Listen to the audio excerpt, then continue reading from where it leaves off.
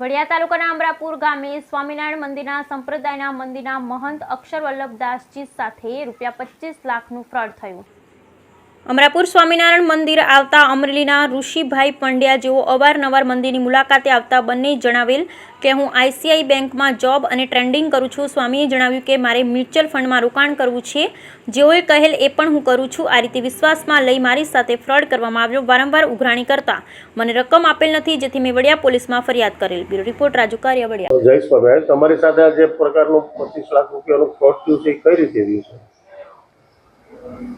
ઋષિ પ્રવીણભાઈ પંડ્યા, અમરેલી ઢેબર, તેઓ અહીંયા આવ્યા અને અવારનવાર મંદિરની મુલાકાતે અને દર્શને આવતા, એટલે એવો મને પરિચય આપ્યો કે હું ICICI બેંક અમરેલી એમાં જોબ અને ટ્રેડિંગ કરું છું, તો સામેથી તેમાં બેંકમાં આપણે રોકાણ કરવાનું મેં એમ કીધું કે ભાઈ મારું બેંક ઓલરેડી બેંક ઓફ બરોડામાં મારું રોકાણ છે જ, પણ મારે ઈચ્છા એવી છે કે મ્યુચ્યુઅલ ફંડમાં રોકાણ કરવાની ઈચ્છા છે, તો કે હું એનું ટ્રેડિંગ કરું છું।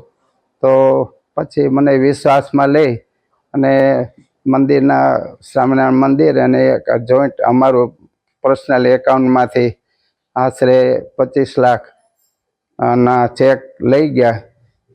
પછી તપાસ કરતાં અમને ખ્યાલ આવ્યો કે આ ફ્રોડ છે। એટલે અવારનવાર મેં આજે 5-6 મહિનામાં એને ઘણા વખત ફોન કર્યા કે ઋષિભાઈ, તમે જે કામ માટે પૈસા લઈ ગયા હતા એનું આજ દિન સુધી કોઈ અમને આધાર પુરાવા કે કોઈ તમે આપ્યું નથી અને એવિડન્સ, તો આ અંગે તમે મને મળવા આવો।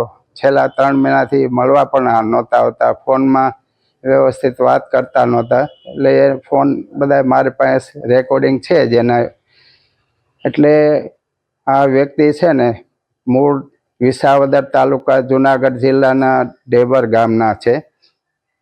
ઢેબર ગામમાં પણ મેં તપાસ કરતા ઘણા નાના માણસોના, કોઈના 50,000, કોઈના લાખ, 2 લાખ એ રીતે લઈ અને એની સાથે પણ એને છળ કપટ ને એવું કર્યું છે, ચીટિંગ। તો આ વ્યક્તિ ખરેખર બહુ ખોટો માણસ છે અને આની સાથે કોઈએ વ્યવહાર કરવો નહીં એવું બધાને અપીલ કરું છું।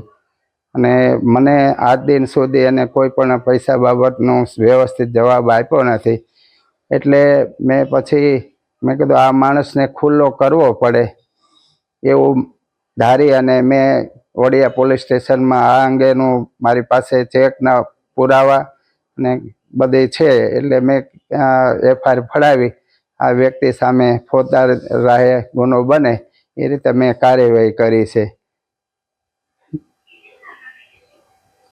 શ્રી સ્વામિનારાયણ મંદિર અમરાપુર, છેલ્લા 20 વર્ષથી હું અહીંયા રહ્યો છું અને આ મંદિરનો તમામ વહીવટ હું કરું છું।